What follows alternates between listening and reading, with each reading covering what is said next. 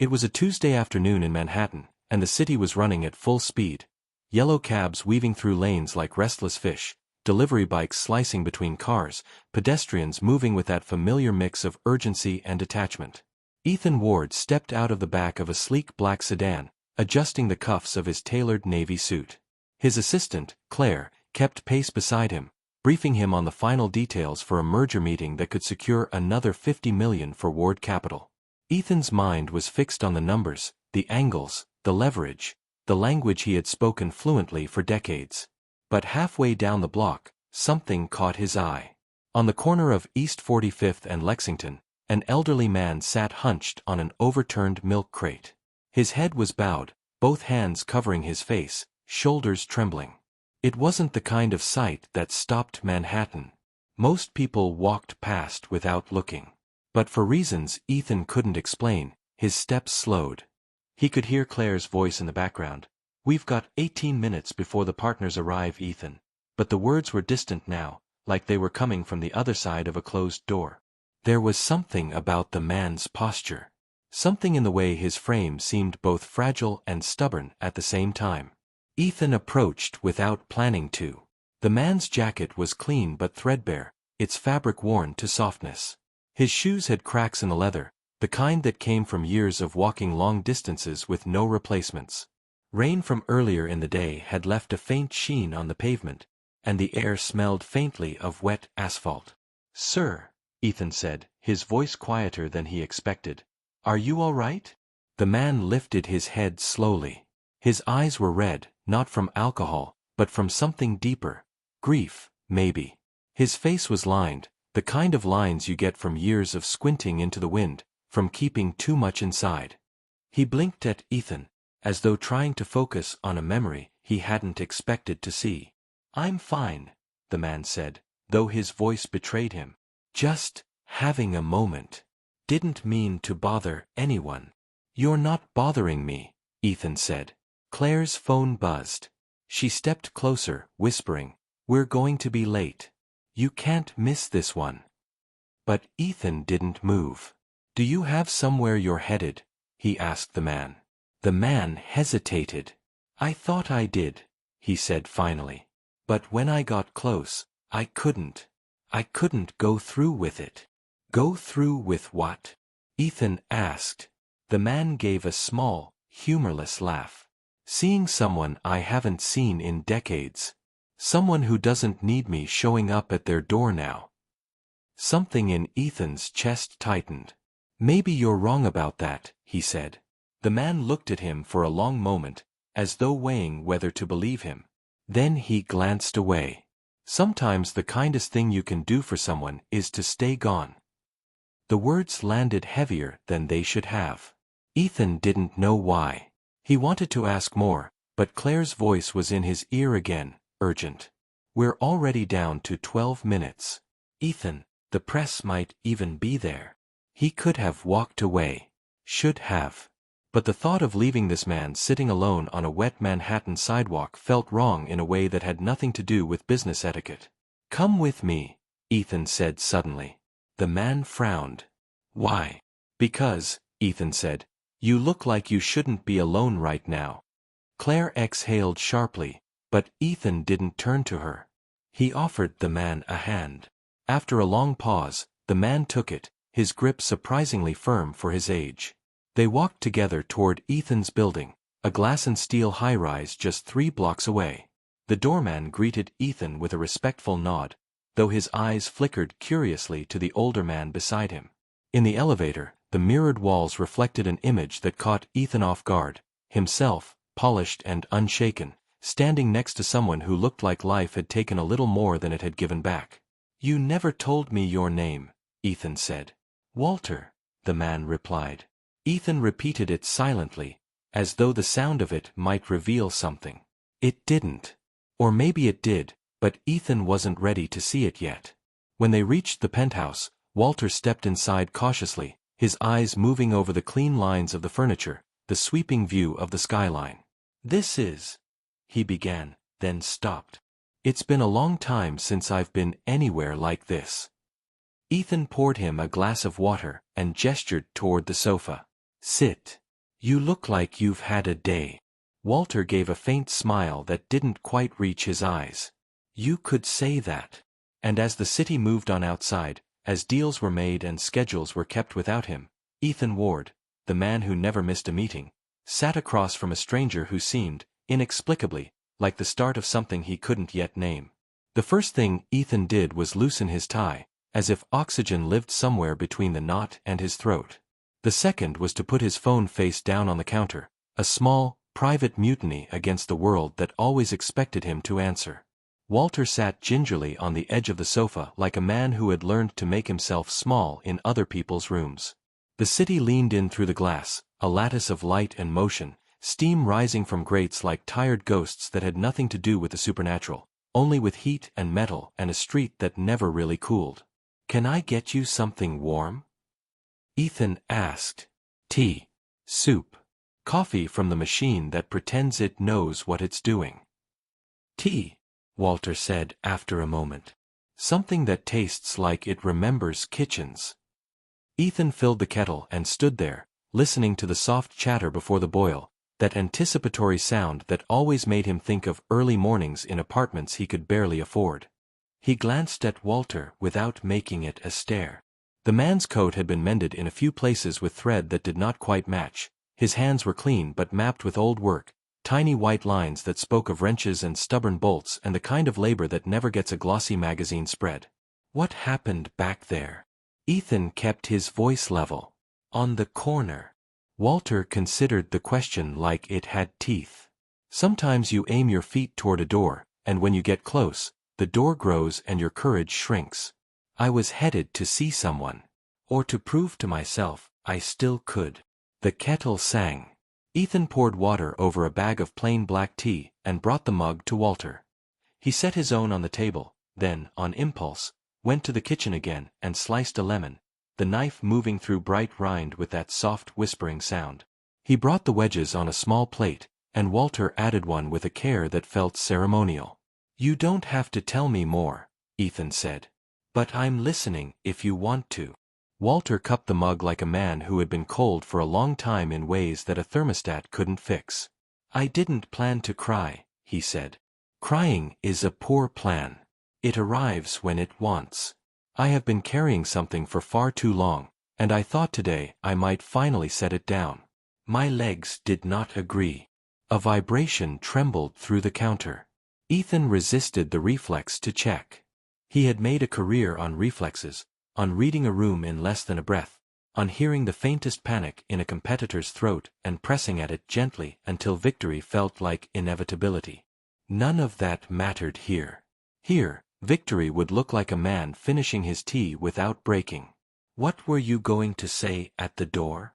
Ethan asked. If you had rung the bell, I would have said hello in a voice I hoped she recognized, Walter answered. Then I would have said her name. Names deserve to be said right. After that, I would have tried to give shape to years that behaved like fog. Her name, Ethan prompted, casual as an accountant opening a ledger. Walter's eyes found the window again, like he kept his answers somewhere out there among water towers and brick. Laura, he said. Laura Ward. Ethan did not move. His body stilled with the precise control he used at a negotiation table when someone tried to play a card they thought was a surprise. The name opened a drawer inside him he had long ago pushed shut. He could picture his mother's handwriting on a grocery list, the soft slant of her L, the way the W she wrote looked like two hands linked. He set his mug down, careful not to make a sound. How do you know her? The question came out so even he surprised himself. I knew her a long time ago, Walter said. We were young and in love, and then we were not really either. I was not good at staying. Some men are born with a piece that fits into the word home.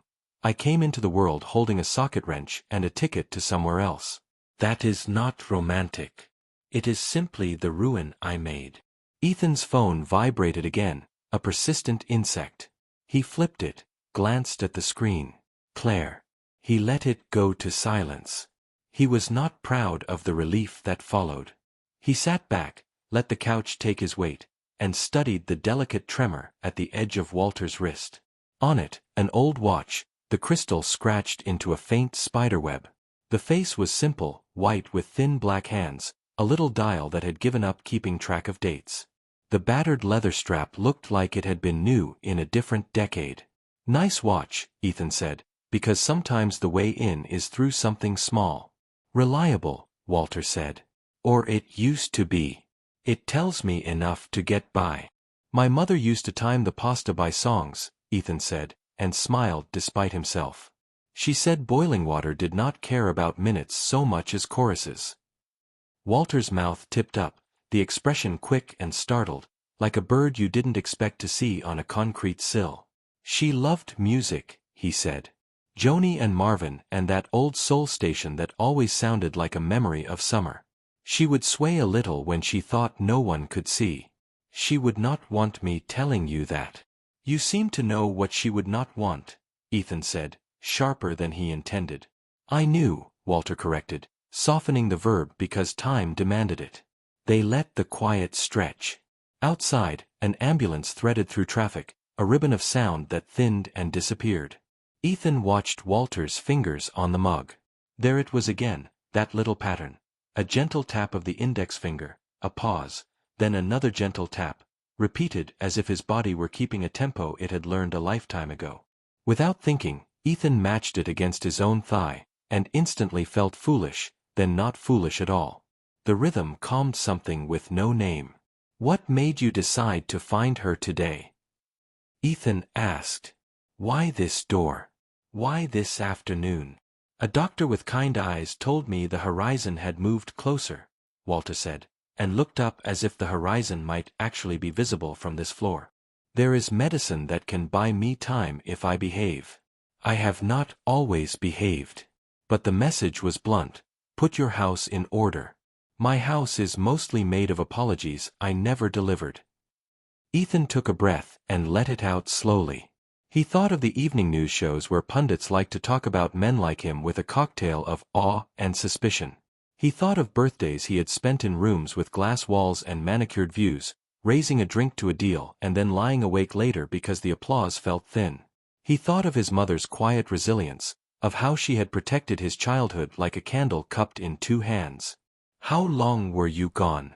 Ethan asked. The question landed in the space carefully, not as a trap, only as a request for context. Walter's mouth worked before the words came. "Long enough that a boy could grow into a man without a father to teach him how," he said. "Long enough that shame stopped being a visitor and paid rent." Ethan stood, needing to move without leaving. He walked to the window and stared down at the traffic's slow choreography. He wanted to ask if Walter had ever come back and watched from a distance, if he had seen the second-hand winter coat, the discount store sneakers, the way a young boy pretended not to notice when other boys ran to arms that were not there. He wanted to ask if Walter had ever lifted a hand and then dropped it because the distance was not measured in blocks. Instead, he said, "What were you going to say if she opened the door and did not slam it?" "I was going to say her name first, because she deserved to hear it with gentleness," Walter said. "Then I was going to tell the truth in plain English. I left. I am sorry. I do not expect forgiveness, only the chance to say the words out loud while she is still here to hear them. And if she asked about the boy, I was going to ask if he grew into a man who is all right." Ethan nodded, and it was not obvious who he was nodding for. The muscle in his jaw ticked.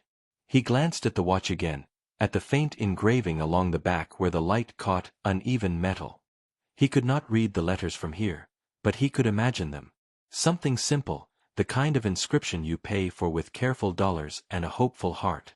"I missed a meeting today," he heard himself say, almost amused by the understatement. "A large one. People who believe they own time will be unhappy about it." He turned from the glass. "I do not miss things. I have built a reputation on arriving exactly when I must. And yet here we are." Walter's eyes held something like gratitude and something like fear of what gratitude can cost. "I did not mean to detour your life." "Maybe my life needed a detour," Ethan said. "Maybe straight lines are not always the cleverest route." They both let that sit. In the kitchen, The kettle cooled with quiet clicks. On the table, the lemon rind had curled where the blade had nicked it. Walter lifted his mug for another sip and winced slightly. Not from heat, from some small rebellion in a joint. "Do you have somewhere to sleep tonight?" Ethan asked. "I have places I go," Walter said. "None of them would make your mother proud." "She would not want you on a bench," Ethan said, then swallowed as the words surprised him. His mother had never said a cruel thing about the man who left. That had been both a mercy and a burden. "Stay here. The guest room is decent. We can make a plan in the morning." Walter opened his mouth to argue and then closed it. "I do not know how to accept kindness without feeling like I am stealing," he said. "Consider it a loan," Ethan replied. "No interest." A flicker of humor moved through Walter's face. "You are a banker," he said. "You do not say those words lightly." "I am a man with a kettle and a spare pillow," Ethan said. "And a mother named Laura Ward." The admission came out before he could dress it in careful fabric. It landed between them and changed the air. Walter looked at him, really looked, the way you look at a photograph and suddenly see the resemblance you had missed for years. His fingertips began the soft tap-tap again, and this time Ethan did not hide the way his own fingers answered. "Ethan," Walter said quietly, as if trying on the name to make sure it fit. "I have seen your face on screens in shop windows when the evening news wants a handsome villain or a reluctant hero. It did not connect. Seeing you sit here and bring me tea, I should have connected it sooner." "What should you have connected?" Ethan asked, though the answer had begun mapping itself silently the moment Walter spoke his mother's name. "That the world is smaller than we pretend," Walter said. "And that the past is not as far behind as we want." Ethan's phone buzzed once more, stubborn as rain. He turned it off. He walked to a cabinet, pulled out a plain blanket, handed it to Walter. The older man smoothed it across his lap like it might fly away. "Rest," Ethan said. "We will make some calls in the morning." Walter's mouth trembled, not with tears, with exhaustion finally allowed. "Thank you," he said, "for treating me like a person and not a ghost." "You are not a ghost," Ethan said. "You are a man at my table." He walked down the short hall and opened the door to the guest room. Fresh sheets. A dresser that had never held anything personal. A chair by the window where the night could sit if it wanted. Walter paused on the threshold, touched the doorframe as if to mark the place where an old life might step over into a new one. "Good night," he said. "Good night," Ethan answered, and stood there a breath longer, listening to the way the guest room absorbed a new presence like a house finally remembering one more name. Back in the living room, he turned off the lamps one by one until only the city lit the space. He took his seat, picked up his cold tea, and stared at the older watch and the older hands he could not stop seeing even with his eyes closed. He tapped his fingers on the arm of the chair. 3 soft beats, a pause, 3 more, and knew with a clarity that made his chest ache that the morning would not be an ordinary morning, and that whatever pity he had felt on the sidewalk had already transformed into something more dangerous and more tender. Responsibility, curiosity, and the beginning edge of a hope he did not trust yet. He whispered his mother's name into the dim room and felt the syllables settle like a key in a lock he had been circling for years. Ethan woke before sunrise, his mind already rehearsing 2 separate days, the one the world expected, full of meetings and damage control, and the one unfolding here, in his apartment, with a stranger who might not be a stranger at all. The apartment was quiet except for the low hum of the refrigerator. He padded barefoot to the kitchen and started coffee, the smell drifting through the open layout. A few minutes later, he heard slow, careful footsteps. Walter emerged from the hallway wearing the same clothes as yesterday, but his hair was combed, and his posture was a little straighter. "Morning," Walter said, voice scratchy but steady. "Coffee?" Ethan offered. Walter nodded. "Haven't had real coffee in longer than I want to admit." They sat at the counter. Ethan handed him a mug, black, no sugar. Walter took a sip and closed his eyes briefly, as though the warmth was working its way through more than just his hands. "You sleep all right?" Ethan asked. Well enough, Walter said. Your guest bed is better than most places I've been. I didn't wake up cold, and that's more than I can usually say. They ate toast in companionable silence for a while. Outside, the city was shifting from gray to gold as morning pushed through the skyline. Ethan could feel the weight of his phone in his pocket. Dozens of messages, probably. He didn't reach for it. You said yesterday you were trying to see someone, Ethan began carefully. You meant my mother. Walter looked down at his coffee. I did. And I didn't. I mean, yes, I wanted to see her. But I also wanted to see if I could still walk towards something I ruined without turning back. Ethan studied him. You said you left because you weren't good at staying. That's vague. Walter's eyes lifted to meet his. Do you want the short answer or the real one? The real one, Ethan said. I was 26, Walter said slowly. We had you, and I thought that meant I'd finally stop feeling like I had to be somewhere else. But it didn't. I kept chasing work that would take me out of town, odd jobs, seasonal gigs. Your mom deserved better than a man who'd rather fix strangers' engines than fix himself. And when I finally realized I was losing her, I convinced myself the noble thing was to make it quick. Rip off the bandage. Let her raise you without my mess. Ethan felt his jaw tighten. You call that noble? No, Walter admitted. Not anymore. I call it running. The honesty was disarming, even in its ugliness. Ethan set down his mug. You should know, she never spoke badly about you. Not once. Walter swallowed hard, his throat working around the words he didn't say. That was generous of her. Ethan hesitated, then asked, why now? After all these years? Walter rubbed the heel of his hand against his chest, as though steadying something there. Doctor says the clock's ticking. Nothing dramatic if I behave, but I've already lost too much time pretending I had more of it. And there's something worse than dying, leaving without trying to make things right. They sat with that for a moment. The truth felt like it was hanging between them, fragile but undeniable. Ethan finally said, we should see her. Today. Walter blinked. Just like that. Just like that, Ethan replied. If we keep putting it off, we'll find a reason not to do it at all. Walter's fingers began tapping on the countertop.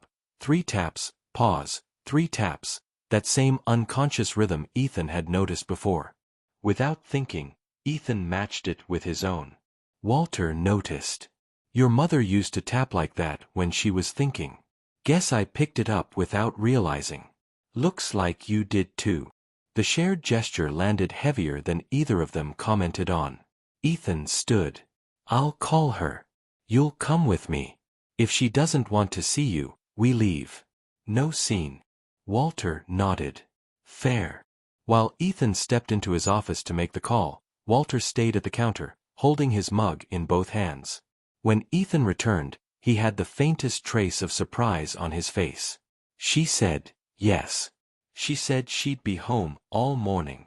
Walter exhaled, but it didn't sound like relief. All right, then.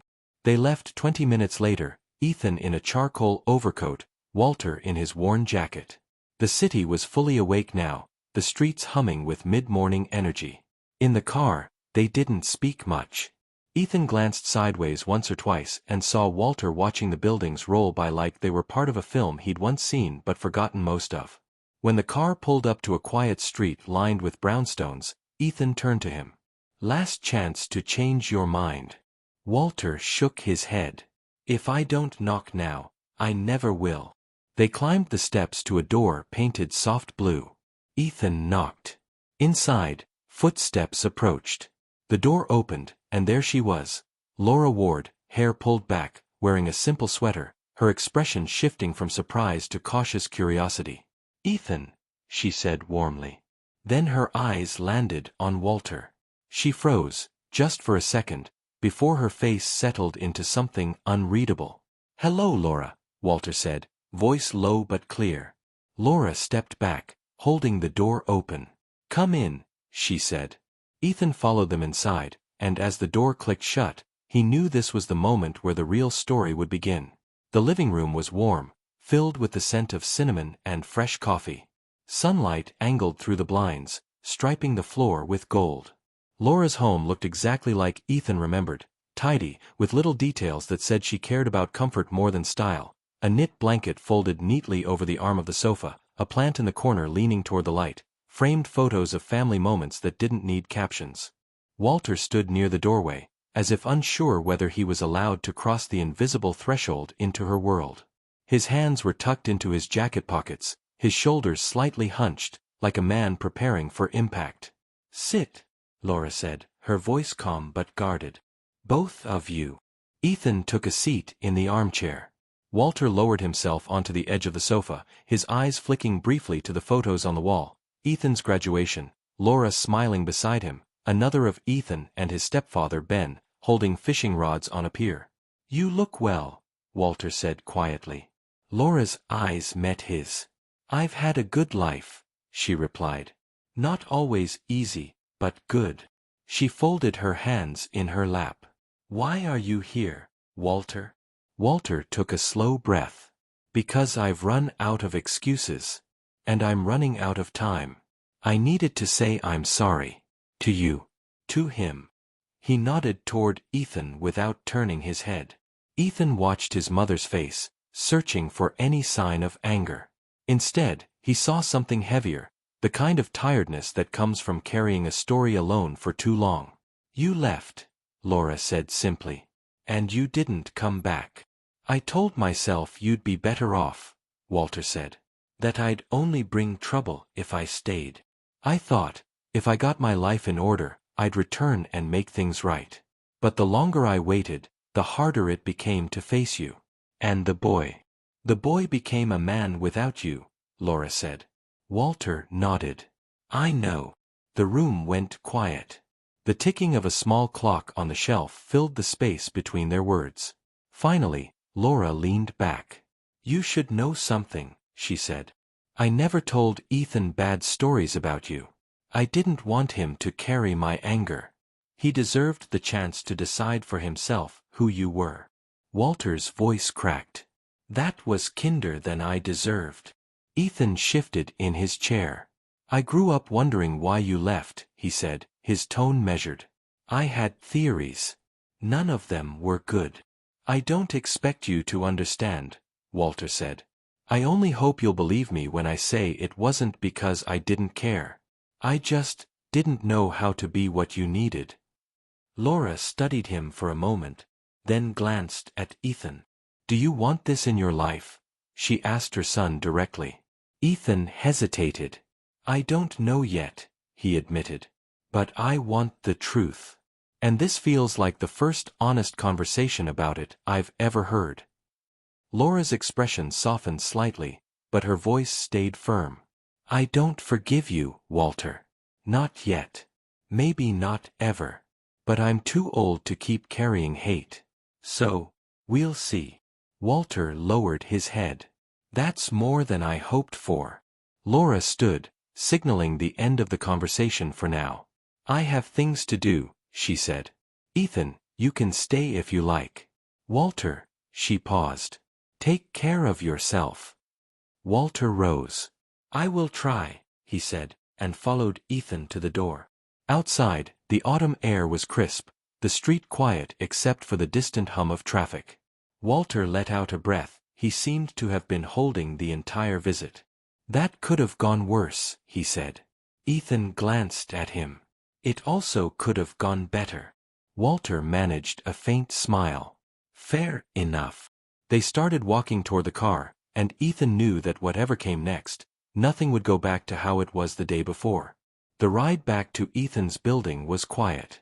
Walter stared out the window as the city slid past, his reflection layered over skyscrapers and crosswalks like he was both in the present and somewhere far behind it.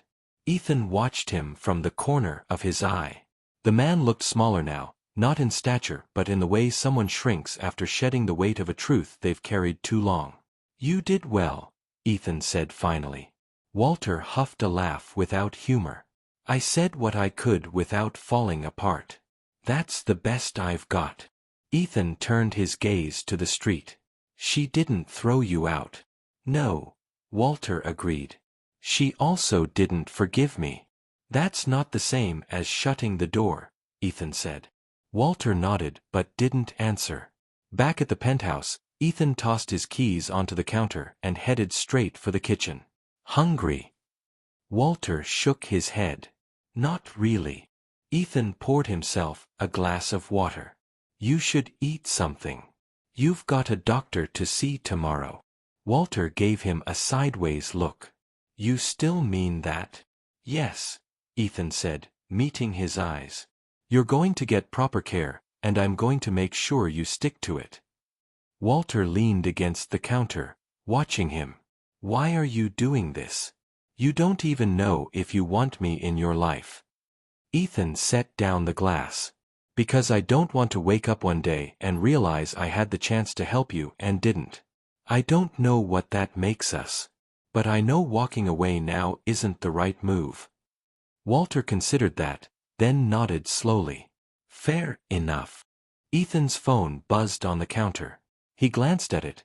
Claire's name lit up the screen. For a moment, he thought about ignoring it. Then he answered. Where the hell have you been? Claire's voice was sharp but relieved. The board is restless, the press is circling, and your rivals are trying to spin a story about you going off the rails. I've been handling something personal, Ethan said. I'll be in tomorrow. We'll get ahead of it. There was a pause. You sound different, Claire said. Not bad different. Just not the usual Ethan Ward about to crush a deal tone. Ethan allowed himself a faint smile. Maybe I am different. After the call, he found Walter in the living room, standing by the floor-to-ceiling windows. The city sprawled beneath them, lights blinking like a living organism. Beautiful, Walter said softly. But it's not the view I came here for. Ethan joined him at the glass. What did you come here for? Walter took a deep breath. To see you. I didn't expect all this. I thought maybe I'd catch a glimpse of the man you'd become and leave it at that. But you, he broke off, shaking his head. You gave me more than I deserved. Ethan didn't respond right away. He was still wrestling with the shift inside him, the quiet realization that this man wasn't just a figure from his mother's past, but a mirror of possibilities, both the ones he'd followed and the ones he'd avoided. Tomorrow, Ethan said, we'll get you checked out. Then we'll talk about what comes next. Walter turned toward him. You're not promising more than you can keep? No, Ethan said firmly. But I am promising not to vanish on you. That's as much as I can promise right now. Walter gave a small nod. That's enough. They spent the rest of the evening talking about safe things, music, baseball games from decades past, the best places to get a decent sandwich in the city. Each story was a breadcrumb, small but leading somewhere. Later, when Walter went to bed, Ethan stayed up, the city lights flickering against the glass. He thought about the loops people live in, the choices that repeat until you finally break them. He wondered if maybe this was his break. The next morning came with clear skies. Ethan drove Walter to a private clinic, the kind where appointments ran on time and doctors didn't rush you out the door. He stayed in the waiting room while Walter was examined, flipping through a magazine he didn't read. When Walter emerged, there was a folded packet in his hand and a look in his eyes that was equal parts relief and apprehension. They're optimistic, Walter said. If I follow the plan, then we follow it, Ethan said. We? Walter asked, eyebrow raised. Yes, Ethan said simply. We. Back at the penthouse, they sat at the counter with coffee. Walter took out the watch he always wore and set it on the counter between them. Ethan noticed it for the first time without the barrier of distance. The back was engraved, "For my son." The letters were shallow, uneven, work done with more love than skill. I bought this the week you were born, Walter said quietly. Couldn't afford much, but I wanted you to have something from me. I told myself I'd give it to you when you turned 18. Then I wasn't there. I carried it all these years like a debt I could never pay. Ethan picked up the watch, turning it over in his hands. It felt heavier than it should, as if it had absorbed all the years between them. "Why give it to me now?" "Because I might not get another chance," Walter said. "And because I want you to know that even when I wasn't there, you were with me." Ethan slid the watch into his palm, feeling the cool weight settle there. "I don't know what to do with this," he admitted. "Keep it," Walter said. "Or don't. But know that it's yours." They sat in silence for a while. Ethan's gaze drifted to the skyline, to the rails of the elevated track in the distance. He remembered, suddenly, sitting on a bench as a boy, counting train cars, making up destinations in his head because the voice that used to do it for him was gone. Now that voice was here, sitting across from him, older and quieter, but still capable of telling the truth. "You know," Ethan said slowly, "there's a bench by the tracks not far from here. I haven't been there in years." Walter's lips curved into a faint smile. "I remember it. We used to count the freight cars." Ethan stood. "Let's go." The bench was still there, the paint more faded, the wood more worn. A train clattered past, its wheels singing on steel, boxcars stretching into the distance. They sat side by side, not touching, both watching the endless line of metal and motion.